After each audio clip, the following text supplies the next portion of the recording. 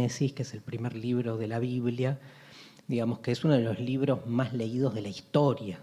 El tema es cómo se lo ha leído, ¿sí? Cómo se lo ha leído, cómo se ha instaurado una única lectura, con un montón de aperturas, pero que no deja de tener una motivación, si quieren, ritual y metafísica, que es pensar que el libro, que este libro, que el Génesis, que la Biblia en general, nos habla de una verdad.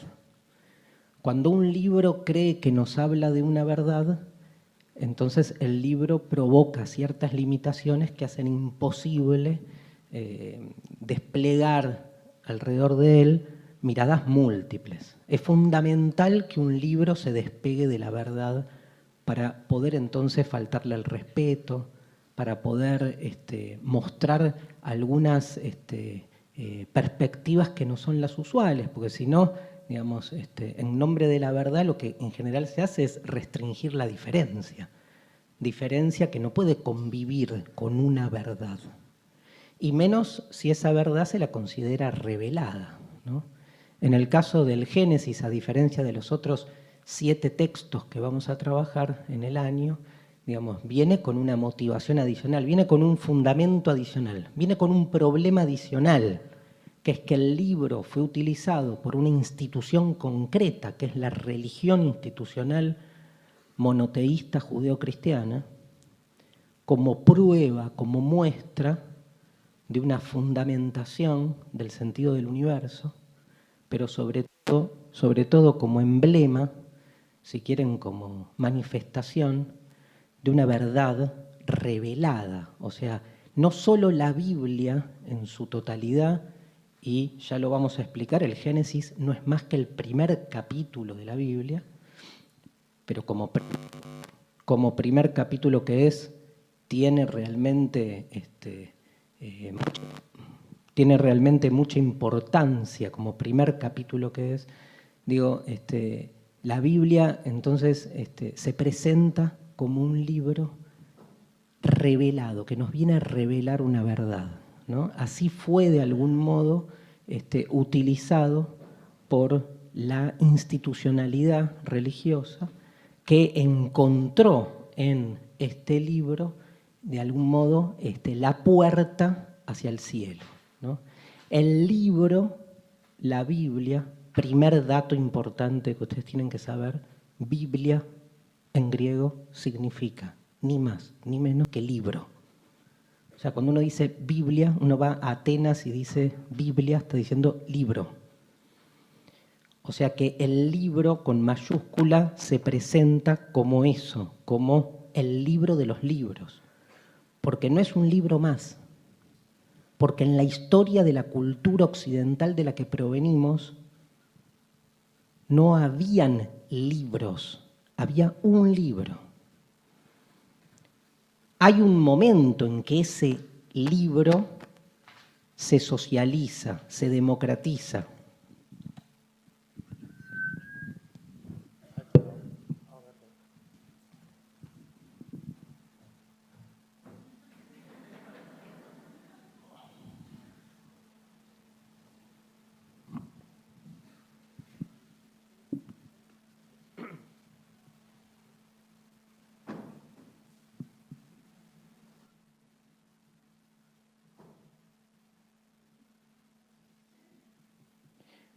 Hay un momento, les decía, en que ese libro se democratiza, en que ese libro se vuelve libros, o sea que deja de ser lo que era el libro con mayúsculas, el libro utilizado por la Iglesia como forma de adoctrinamiento, como forma, digamos, de manifestar esa revelación, y se vuelve, a partir de la modernidad, libros, varios. Pero venimos de una cultura donde este libro, repito, era el punto de encuentro con lo divino. O sea, es un libro que tenía una particularidad, que no era solo un libro más para leer, como yo tengo este libro ahora acá en la mano, sino que en este libro se propiciaba la revelación. ¿Qué es la revelación? El punto de encuentro entre lo que se creía en ese momento, Dios, y el mundo. Ese punto de encuentro entre Dios y el mundo, en nuestra cultura, ¿sí? Ese punto de encuentro estuvo generado, estuvo establecido por un libro. Podría haber sido cualquier otro objeto el que uniera a nuestro mundo con el cielo, pero fue un libro. Y eso tiene consecuencias directas en la forma en que después estructuramos nuestra cultura. Pudo haber sido un cuadro. Imagínense que en vez de la Biblia, Dios hubiese revelado su creación en un cuadro. Podría haber sido una canción. Qué lindo hubiese sido, ¿no? Si hubiese sido la música, la herramienta revelatoria. Pero fue un libro que también es fascinante, con lo que eso implica, y no quiero soslayar las otras posibilidades. O sea, podría haber sido un cuadro, podría haber sido una canción, podría haber sido muchas cosas, pero lo que se eligió fue la literatura. La literatura como punto de encuentro entre lo divino y lo humano. ¿Por qué la literatura? Porque la particularidad de la creencia estaba muy puesta en la palabra. Como vamos a ver en unos minutos, porque Dios es palabra, porque a Dios no se lo ve, se lo oye, porque entonces el lugar que tiene la palabra en este tipo de religiosidad hace que la única manifestación posible de Dios hacia sus criaturas sea a través de un texto. Y en esto que acabo de decir, quiero agregar, en esta introducción de la introducción, quiero agregar algo, digamos. Dios nos revela su verdad en el libro. Ese es el lugar sacro que tiene el Génesis y por lo tanto toda la Biblia. ¿Por qué sacro? Porque es un libro o bien escrito por Dios o bien inspirado por Dios. Eso lo diferencia del resto de los libros. ¿Significa que de verdad lo escribió Dios? No. O sea, no nos estamos preguntando por la verdad en este sentido.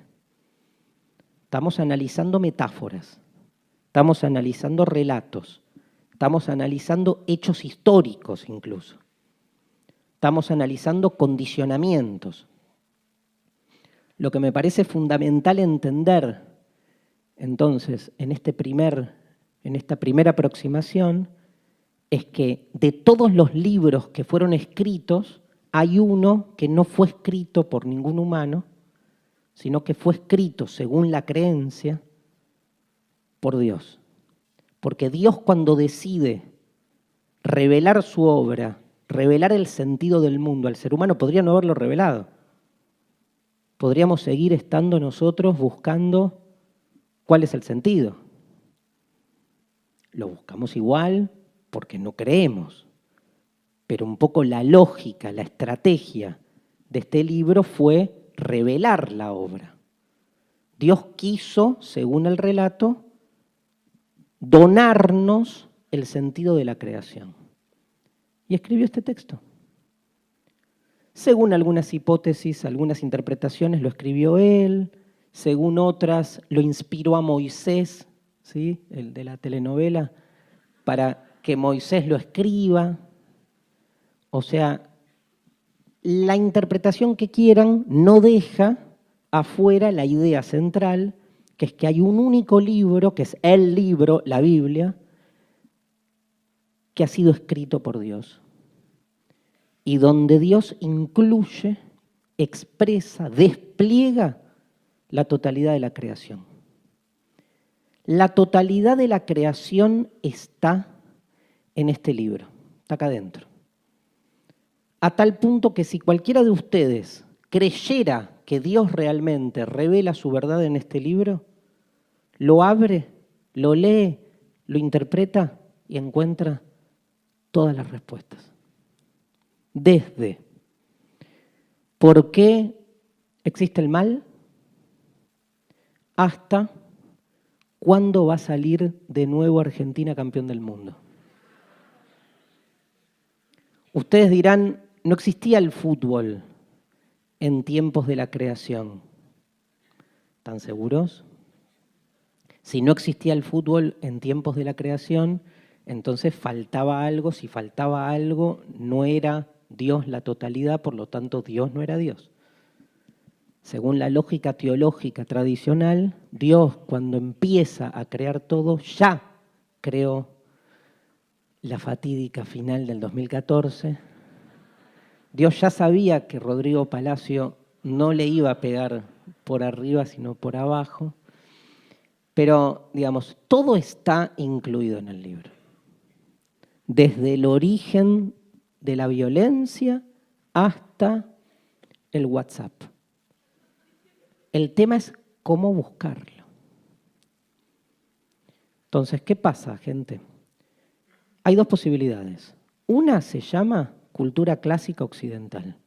Hasta la época de la imprenta, hasta el Renacimiento, hasta el siglo XV, provenimos de una tradición, en latín transmisión, según la cual un montón de sabios, hermeneutas, en griego intérpretes, hermenéutica es arte de la interpretación, buscaban en este libro todo, y acá viene la joda, digamos, si uno quiere, más en estos tiempos de posverdad en los que vivimos, ustedes tienen muy en claro que si uno quiere tomar un texto y encontrar en el texto lo que uno quiere, lo vamos a lograr.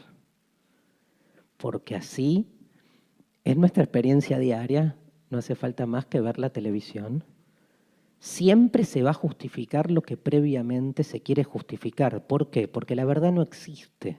Y como la verdad no existe, deja siempre lugar a la posibilidad de la interpretación. Con lo cual, uno previamente quiere argumentar y justificar algo que luego la realidad va a encajar en lo que uno previamente quiere justificar, porque como la realidad es inaccesible de modo absoluto, da lugar a que uno pueda articularla de acuerdo a su intención. O sea, no ayuda a que la verdad no exista, a que uno pueda salirse de sí mismo. En esta lógica, no ayuda. ¿Por qué? Porque uno siempre va a llevar el agua para el molino propio. Entonces, si previamente yo quiero justificar algo, lo voy a encontrar en una realidad amorfa. Si yo quiero justificar que X persona está bien que esté presa, no les quepa duda que el sistema legal me da todas las posibilidades para argumentar que sí o que no. Porque el sistema legal es un conjunto de normas que se estructuran y se derivan entre sí. Punto. Después depende de la creatividad. Imagínense, gente, un libro.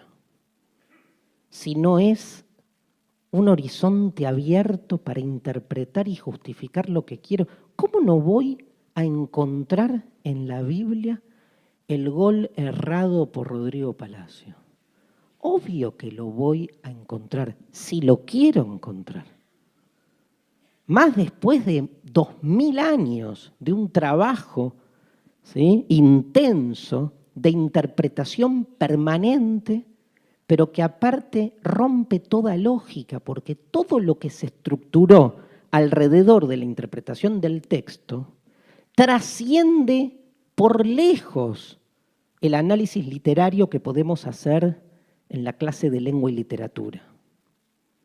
Digo, para que tengan una idea, ha habido una tradición, que para mí es la más fascinante, llamada la cabalística, que hasta tomó al libro en términos de significante y no de significado. O sea, le adjudicó a cada letra un número y empezó a hacer cuentas Y las cuentas daban que Alemania iba a salir campeón en el 2014.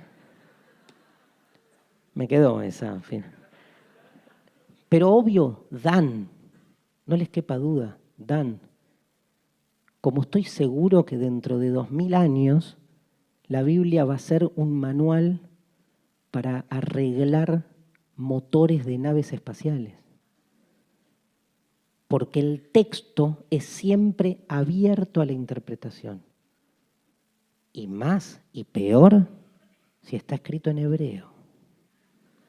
Porque además, y para colmo, el hebreo es un lenguaje que, como ustedes saben, y si no les cuento, no usa vocales.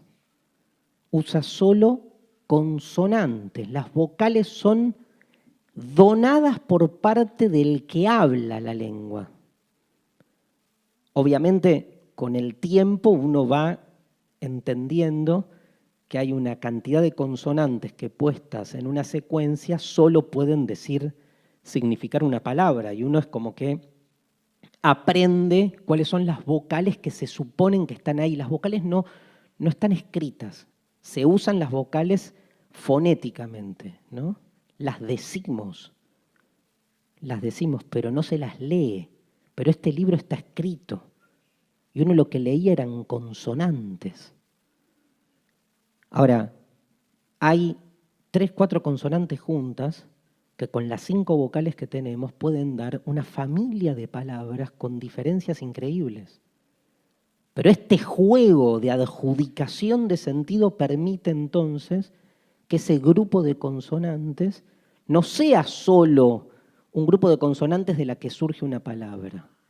Empieza a abrir sentidos, asociaciones, expande nuestra capacidad de asociación. Y eso es entender, eso es comprender, eso es crear sentido, expandir nuestra capacidad de comprensión a través de la asociación que podemos hacer, más si la verdad no existe. Entonces todo está acá, todo está acá. Dios revela al ser humano la totalidad. Eso tiene una consecuencia primera directa. ¿Querés saber algo sobre el mundo? Estudia. Entonces tiene 2 derivaciones, una negativa y una positiva. La negativa, si quiero saber si hay vida en Marte, no voy a agarrar un telescopio. Voy a leer la Biblia, en algún lugar lo dice. Esa es la negativa, porque reprime, desarticula, obtura lo que podemos llamar hoy en la modernidad la investigación científica. ¿Qué es investigar, no? ¿Qué es investigar? Leer. No, pero no tenés que agarrar e ir al cielo o el telescopio, no. Todo está acá. Entonces no hay que hacer otra cosa que leer. ¿Cuál es la positiva? Digamos, cómo se va desarrollando una capacidad hermenéutica de interpretación de los textos infinita. Y acá les digo lo que primero uno no quiere escuchar. Todos nosotros ahora, mientras estamos escuchando esto que estamos diciendo y mientras estamos dialogando sobre esto, estamos interesados, estamos interpretando, estamos tratando de entender, porque somos hijos de este libro. Pero yo soy ateo, no importa. Sos hijo de una cultura literaria que tiene su origen en una cultura religiosa que ha hecho de la interpretación del texto su modus operandi. No hace falta creer en nada, ni ser religioso, ni nada, para ser hijo de una cultura secularizada que tiene su origen en la adhesión al libro, en la devoción por el libro. Hoy nuestros libros son otros, pero hay un dispositivo que empieza acá. Repito, podría haber sido un cuadro. Y hoy estaríamos todos acá pintando. Podría haber sido música y hoy estaríamos todos acá bailando. Pero ahora estamos todos acá pensando, entendiendo, interpretando. ¿Qué? Un texto. ¿Dónde está el texto? Acá. Hablo, texto, texto. Interpretamos el texto, porque venimos interpretando el texto desde siempre. Cambian los propósitos, permanece el instinto hermenéutico, la vocación interpretativa, que nace acá, aunque uno se pelee con eso, no importa. Es más, el que cree en el libro no lo interpreta, porque dogmatiza su acceso al libro. Dogmatiza significa que no puede vislumbrar las múltiples posibilidades de interpretación que tiene este libro.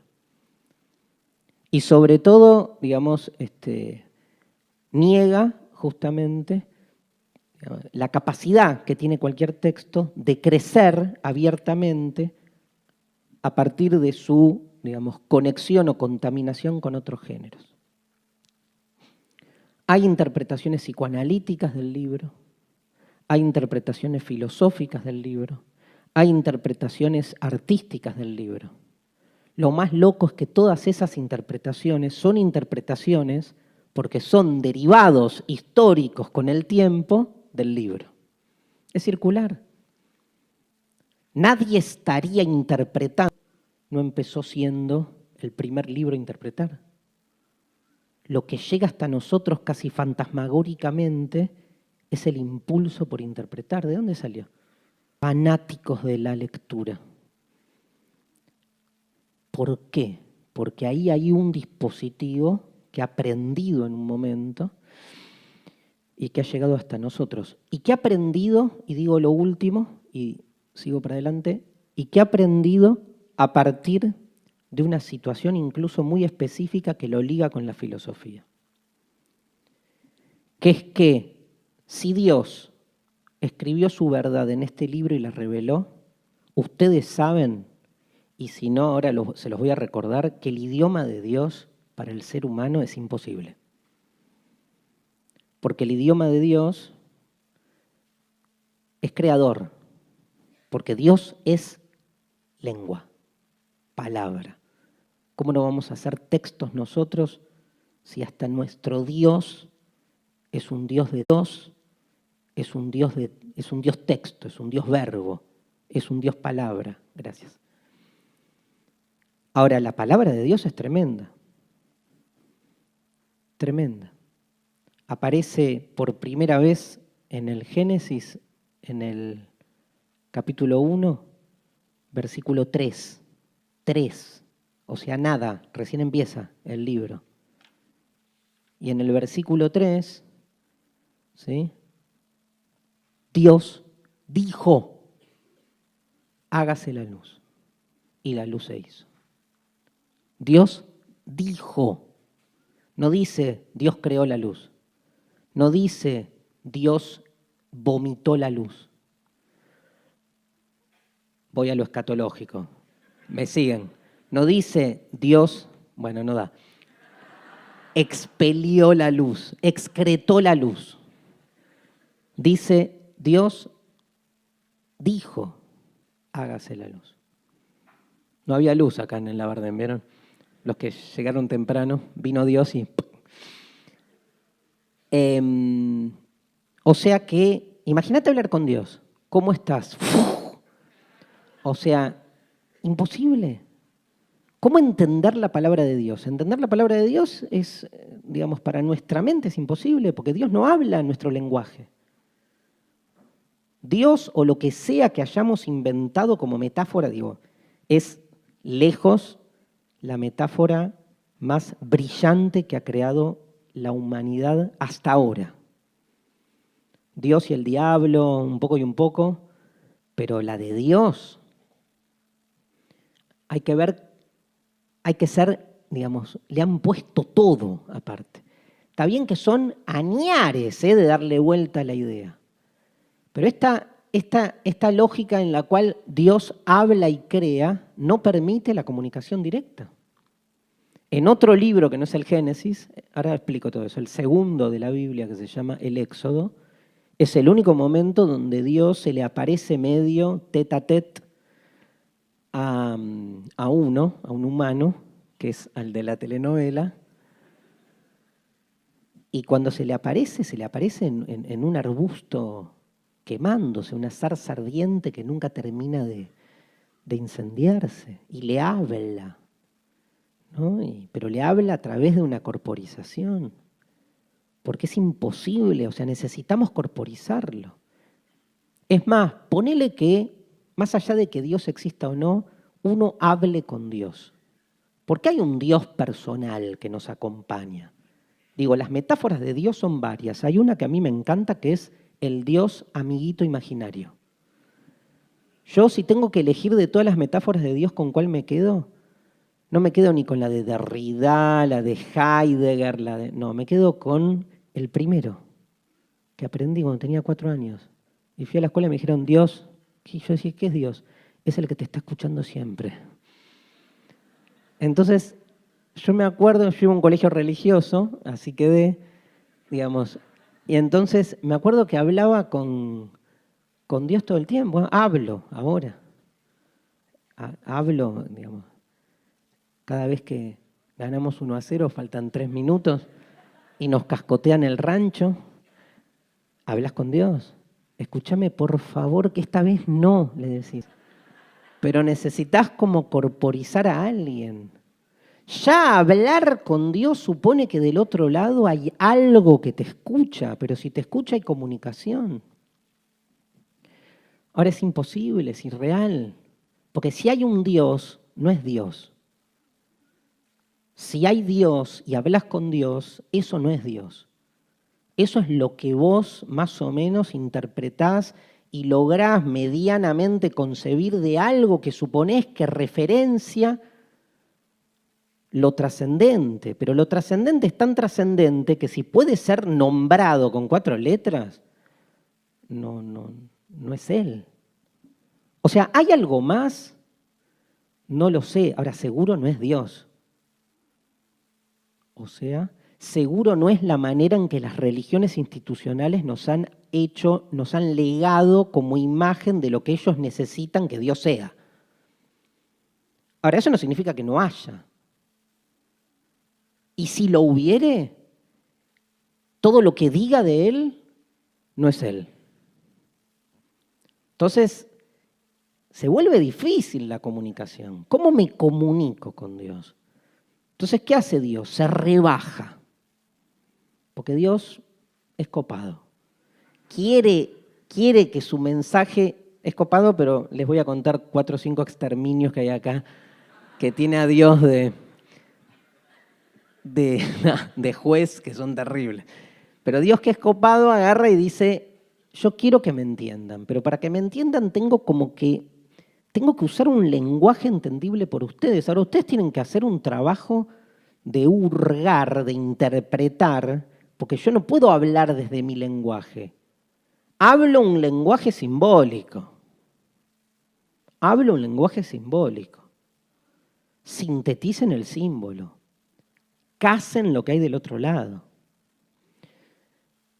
Símbolo, palabra griega, remite a una cosa muy increíble, una tradición que había en el mundo griego, que era que 2 personas cuando firmaban un pacto o un acuerdo, agarraban una moneda y la partían por la mitad.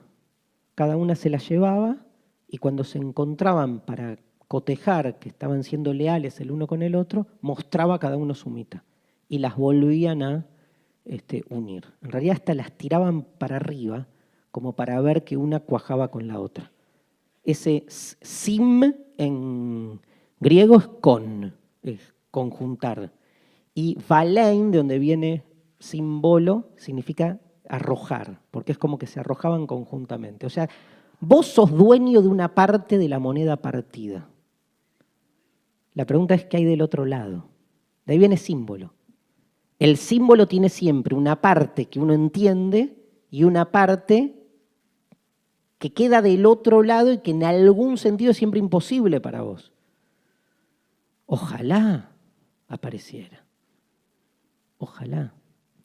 Ahora, a muchas veces, pero se vuelve muy difícil creer porque cualquier cosa que, cuando digo apareció, quiero decir, hubo muchos testigos que dijeron, apareció. Ahora le preguntás al testigo, ¿y cómo era? Y era un viejito de barba blanca que vino, me dio un beso. Decís, ay, si hay un Dios, justo se te aparece, viejito de barba blanca y te da un beso. Es como demasiado Dios para que se corporice así. Incluso este texto, las historias son tremendas. Ahora, si hay un Dios, infinito Dios, justo tiene que entrar en la historia a través de este relato y no de otros. ¿Por qué no de otros? Si hay infinitos relatos posibles sobre lo divino. ¿Por qué este? ¿Por qué en una cruz? ¿Y por qué así? Si hay millones de maneras en que pudo haberse contado esa historia. Eso le quita credibilidad, le quita confianza. Y en ningún caso estoy diciendo que no creo, porque hay que separar el ateísmo, para mí, del agnosticismo. Ateo es el que niega la existencia de Dios. Niega la verdad de que Dios existe. Creyente, diríamos en ese juego, afirma la verdad de que Dios existe. Ahora, el agnóstico no cree en la verdad. Entonces, digamos, se va a pelear, evidentemente, contra toda afirmación que habla desde ese lugar, incluso con la de los ateos. Obviamente hay más afinidad. A mí me cabe más el ateísmo frente a las religiones institucionales. Ahí sí soy ateo, cuando me vienen a decir cuál es el dogma, no, para. Ahora, el agnosticismo es lo que impulsa la búsqueda. ¿Qué es un agnóstico? El que duda del gnosis es conocimiento. Agnóstico es el que duda de que haya un conocimiento cerrado y definitivo sobre este tema. Más sobre los temas que están más allá del límite. Por ejemplo, sobre Dios. La religiosidad se traiciona el día que se vuelve religión. Porque esa vocación por la pregunta, por entender qué hay más allá del límite, se traiciona a sí misma cuando habla sobre lo que hay más allá. ¿Cómo va a hablar sobre lo que hay más allá si justamente está más allá? O sea, es imposible el habla. Esa es la gran paradoja de toda religión, que si es fiel a sí misma, la única que le cabe es el silencio. Acceder al más allá desde el silencio o desde la retracción frente a esas supuestas verdades que otros dicen, ¿no? Y les agrego otro quilombo. Religión puede derivar de la palabra latina religar, pero también puede derivar del griego religere. O sea que también hay una tradición etimológica que entiende que la palabra religión es básicamente vocación de lectura, pero de relectura. Volvamos a leer los textos que otros han leído a partir de las interpretaciones que otros antes han interpretado de interpretaciones anteriores de otros. Y va pasando, el libro es el mismo, pero siempre lo leemos distinto. Porque seguro que en este lugar hace 100 años alguien podría estar dando esta misma clase, pero no hubiera dicho WhatsApp.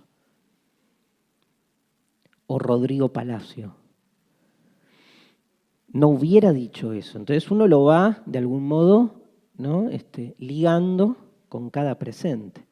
Cierro esto. Dios habla un lenguaje incomprensible para nosotros. Por lo tanto, nos habla en código, en mensaje, en enigmas. Los enigmas están acá. Interpreta. Ese parece ser el camino hacia el Génesis y hacia toda la Biblia. Cuando Caín mata a Abel, ¿de qué me está hablando? ¿Me está hablando de una historia real? ¿Me está hablando de qué? ¿Cómo interpreto? ¿Y por qué hay que interpretar? Y porque de algún modo, si Dios revela su verdad en este libro y decide escribir esa historia, hay que escribir en el capítulo 4 de la Biblia que Adán, Eva, hay mucha discusión de si no hubo un par más ahí en el medio, que ahora la vamos a traer, pero no está acá. Adán, Eva, Caín y Abel. Y se matan. O sea, la primera, ¿no? Los primeros dos hermanos, derivación directa de la madre y el padre, dicen que mellizos, discutible hermenéuticamente, se matan. Y nosotros queremos resolver la grieta. Increíble.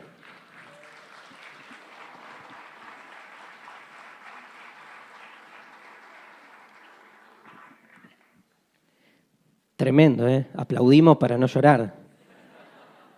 Porque en realidad uno podría decir al revés. Uno podría decir, qué suerte que hay grieta. Se me acaba de caer el azúcar adentro. Siempre que doy una clase sobre Dios y no sé qué, me pasan cosas. Juro, ¿eh? Bueno, pero uno lo puede pensar al revés. Si en el origen, por algo, un texto, ok, no es revelado el texto, ponele, Dios no existe, lo que quieras, bueno, pero el texto se consolidó como un texto primario, normativo incluso, de las historias que constituyen nuestra subjetividad. Los primeros dos hermanos se matan, y no es que se mata alguien con el enemigo extranjero, o sea, no es que el primer homicidio se produce con el otro, se produce con tu hermano. Es tremenda la historia, es Génesis 4, ¿eh? O sea, el toque. Podría haber demorado un poco más. Entonces, ¿qué significa esto? Bueno, si uno se lo pregunta, empieza, como les dije al principio, a hilar sentido. Y acá viene la cuestión. ¿Eso significa que los que escribieron la Biblia, sea Dios o sea un grupo de cananeos en el siglo VI a.C., lo que sea, cuando lo escribió pensó que 2500 años después iba a haber una grieta en la Argentina, zanjada ayer por el abrazo Brancatelli-Lanata en Intratables? Digamos, caricaturizada ayer, ¿no? Por el abrazo. Bueno, no, obviamente no. Ahora, que nosotros tomemos un libro ancestral y leamos en ese libro ancestral lo que necesitamos leer para entender nuestra grieta, bueno, ese es el sentido de la literatura. Nadie escribe pensando en las interpretaciones venideras. Escribir un libro es vomitarlo. O sea, sacarlo de uno mismo, parirlo. Y parir y vomitar no son muy distintos. O sea, uno se saca algo para que otros lo tomen y hagan con eso otra cosa. De hecho, excede el deseo del que escribe. Por suerte nos peleamos contra ese deseo original que vaya a saber cuál es. A veces nos cagamos la vida no, pero sí nuestro amor por ciertos textos cuando nos enteramos por qué los autores decidieron escribir ese libro. Yo, la mayoría de los libros, sobre todo me pasa con las canciones. Cuando me entero por qué el autor de la canción escribió esa canción, se me fue la canción al tacho. Venía bárbaro, para mí era una canción que explicaba, ¿no?, la vivencia existencial de la angustia trascendente por el no sé qué. Y viene y te dice, nada, estaba drogado y... ¡No! O sea, decime que hubo vocación existencial, que en latín significa. O sea, no importa. Lo que importa es cómo lo releemos hoy. ¿No sirve releer hoy, en tiempos de la grieta, el fratricidio de Caín y Abel? Obvio. Pueden no hacerlo. Pueden leer el Leviatán de Hobbes y también se matan todos contra todos en el estado natural. Pueden leer el Capital de Marx y también explica la grieta. Pueden leer La comunidad organizada de un tal Perón y también explica la grieta. Después, depende de lo que a uno lo conmueva. A mí, los libros religiosos me desarticulan, me conmueven, porque me siento totalmente emparentado con una búsqueda de sentido excelsa, que trasciende, por ejemplo, de los libros que nombré, que me encantan todos y a todos les encuentro un montón de cosas. Sin embargo, cuando voy a esos relatos primigenios, mitológicos del Génesis, digo, wow, se expande la conciencia, porque no está yendo directamente al tema y sin embargo está el tema presente, están todos los temas acá. Entonces, doy un paso y digo, a ver, ¿por qué el Génesis desde la filosofía? Primera respuesta, porque somos todos nosotros textos. ¿Por qué? Porque somos textos. Y somos textos que en parte nos escribimos nosotros mismos y en parte somos los textos que nos escriben a nosotros mismos. Y vivimos esa oscilación entre lo que suponemos que narramos de nosotros mismos y lo que otros narran o nos narran desde dispositivos de lenguaje en los que uno encaja. ¿Qué quise decir? Todos somos Adán y Eva, aunque no lo deseemos, porque la historia de Adán y Eva estructura nuestra forma de amar para el orto, ¿no? Que es un poco lo que pasó con la historia de Adán y Eva, o sea, o con las historias de sujeción, digamos. Me sigue pasando, gente, y lo digo con total complicidad, que en estos últimos meses muchos llamados telefónicos, sobre todo de radios o de entrevistas, para pensar el lugar hoy de la mujer, el lugar de la violencia hacia la mujer, el lugar de los femicidios. Y vos desde la filosofía de este lugar decís, bueno, pero a ver, remontémonos a los textos que nos estructuran, Adán y Eva, y te cortan y te dicen, no, tipo, perorata no, vayamos a lo concreto. Entonces decís, ¿para qué mierda me llamás? Porque sabés de lo que hablo. Pero más allá de eso, digo, eso es lo concreto. Eso es lo que uno no quiere visibilizar. Prefiere indignarse y no resolver, ¿no? Bueno, la indignación siempre es más cómoda que entender que todos somos Adán y Eva y que el patriarcado está instalado en un dispositivo vincular que tiene 3.000 años, 5.000 años. ¿Cómo se va a resolver simplemente poniendo cara de indignación como panelista en un programa de televisión? No se resuelve el problema así, ¿no? Pero no se quiere visualizar esto porque muestra lo peor de lo que uno es, en algún sentido, y de nuestra dependencia a estructuras que nos trascienden. Esto es lo más fuerte, que son estructuras que nos trascienden. Como bien dice Foucault, normalizan formas de la subjetividad. Normalizan subjetividad. ¿Qué es la subjetividad? Lo que nosotros creemos que pensamos de manera autónoma. Y sin embargo, esa supuesta autonomía está sujeta a intereses, a fuerzas, a lógicas previas que la estructuran de este modo cuando pudo haber sido de otros. Entonces, ¿por qué la filosofía tiene que analizar el Génesis? Les cuento, no sé si acá hay gente que estudia filosofía en la UNR o en alguna universidad. O sea, olvídate de leer la Biblia en la Facultad de Filosofía. No hay. Es más, te podés llegar a leer algún filósofo medieval, que siempre es una materia perdida que tenés, filosofía medieval, son siempre 7 locos que están vistos como los locos que se dedican a la filosofía medieval. Pero la Biblia es como si en un curso de filosofía leyeses, no sé, Borges, que lo vamos a analizar, obviamente, acá en nuestra 4ª clase. Es como si en un curso de filosofía analizara cine. O sea, pero con la Biblia es peor, porque la batalla de la filosofía con la religión también fue histórica.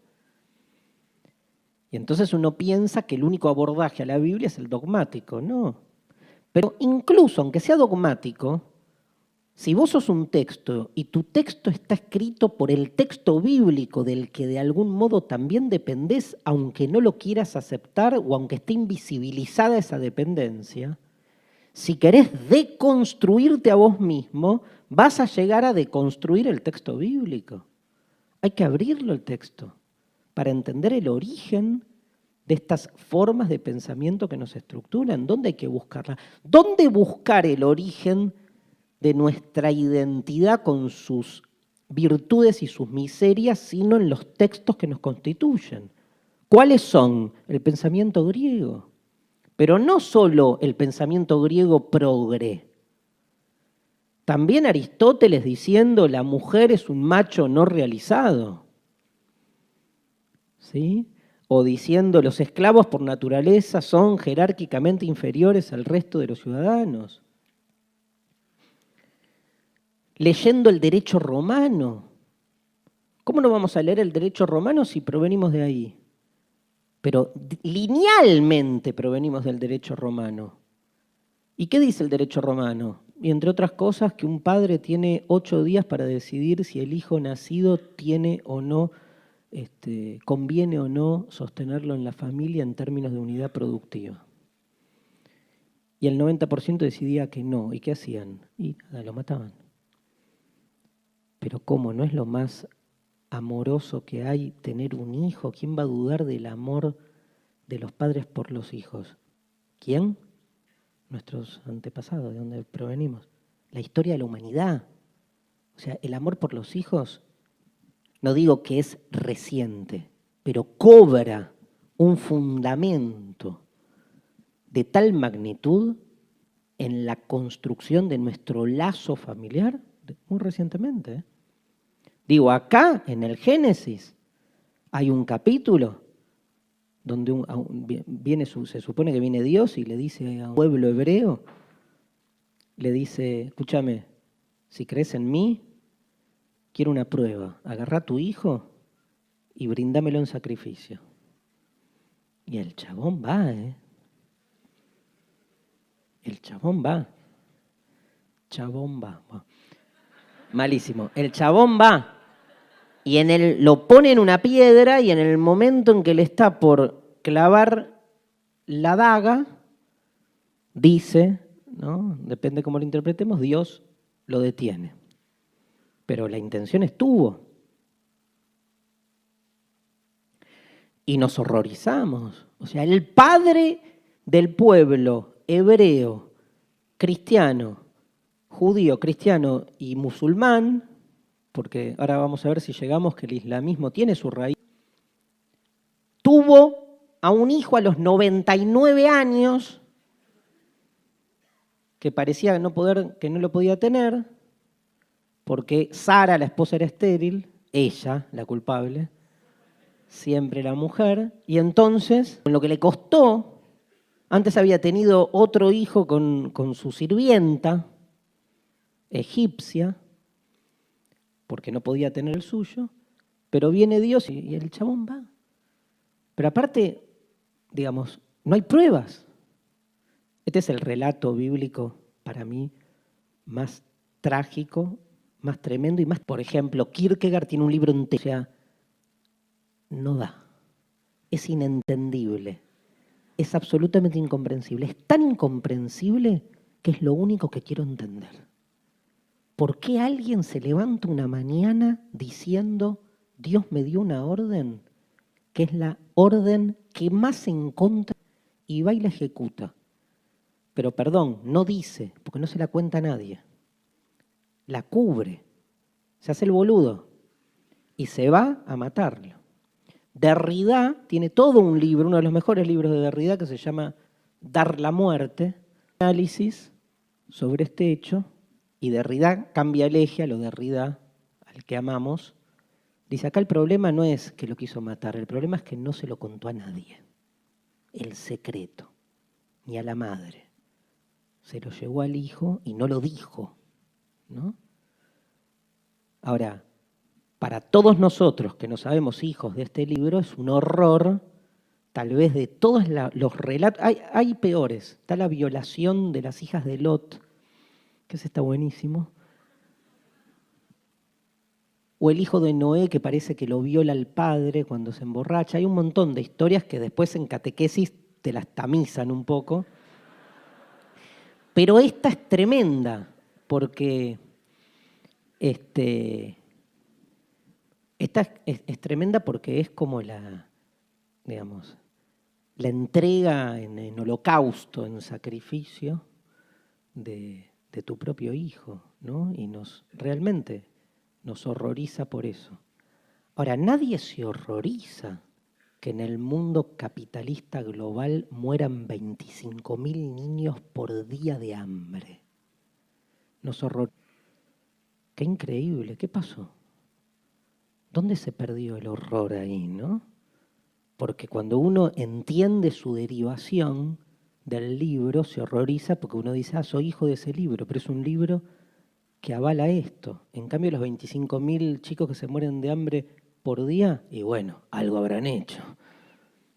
A mí qué me importa, que laburen, que agarren la pala y cosas por el estilo, donde uno se desentiende de eso, ¿no? Bien, segundo, Sofía ya lo dije, que es porque nuestra cultura literaria está originada en la cultura religiosa literaria. El tercero, que lo dije también, es que hay mucha presencia religiosa más de la que suponemos. Seguramente en muchas situaciones no ser creyentes, pero la presencia de lo religioso excede la creencia personal. Son estructuras presentes. Preguntar a ustedes si creen en Dios en términos tradicionales, tal como se lo define a Dios a través de la fe, me digan que no. Ahora, si yo les digo si creen en el amor, ustedes me van a decir, y obvio, ¿y qué es el amor? Y es algo reprofundo, trascendente, inefable, que te toma, te cambia, digamos, la perspectiva, es inexplicable científicamente y hace de vos una especie como de salto hacia una existencia plena de sentido. Dios, boludo, eso es Dios. Entonces, decís que no crees en Dios, pero crees en el amor. Y si crees en el amor de otro modo, bueno, aceptá que el amor es una metáfora para justificar la animalía en celo que somos, porque si no, son feronomas. Ahora, si incurrimos en esta especie de metafísica del amor, estamos siendo metafísicos. Entonces está presente lo religioso, porque está presente en este tipo de conexión con ciertas categorías en las que creemos. Bueno, no la llames Dios, la llamas amor y es lo mismo, porque el dispositivo es el mismo. Ese es el gran triunfo de la religión. Es el gran triunfo de la religión. La política. Tremendo. O sea, Carl Schmitt tiene una famosa frase, muy trabajada en los últimos años, que dice: todas las categorías de la política moderna no son más que conceptos teológicos secularizados. ¿Qué quiso decir Schmitt? Que la manera en que concebimos la política moderna, que se supone que de religiosa no tiene nada, es una derivación directa de digamos, sistemas conceptuales propios de la teología.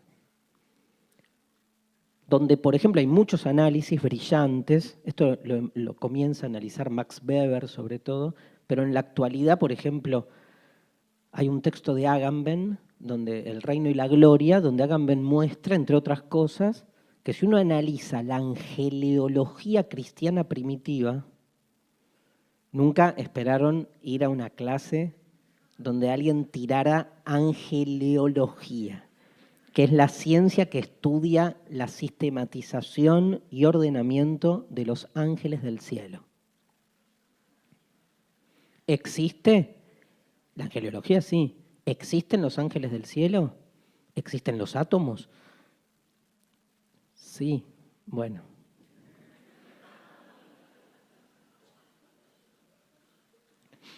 No me maten, soy Giordano. Está bien, un átomo lo ves con un microscopio. Yo veo ángeles.